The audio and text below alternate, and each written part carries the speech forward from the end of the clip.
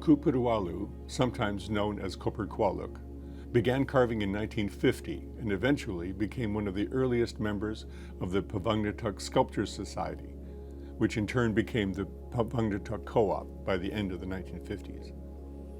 He was prolific as a sculptor in the late 1950s and early 1960s, and even took part in the earliest printmaking experiments in 1961, although he did not pursue that form of art making anymore.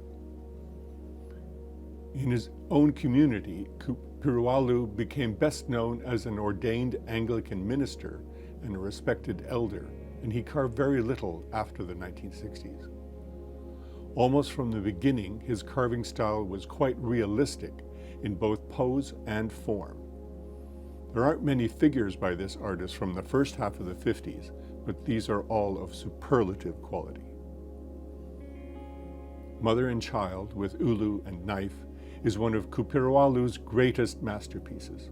It's similar in pose to a couple of contemporaneous works that have been exhibited in museums and published, but frankly, I think our lovely example is rather more sophisticated and more beautiful.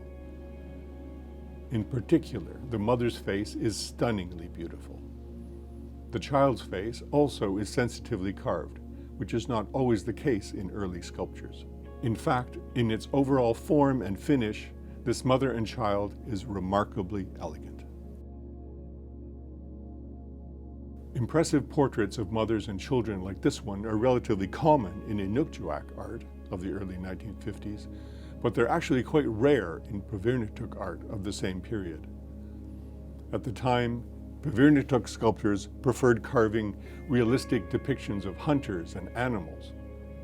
I would say that Qupirualu's glorious mother and child certainly invites comparison with the great examples by Inukjuak masters such as Johnny Inukpuk, Aisa Smiler, and Sarah Nestapoka. Brilliant.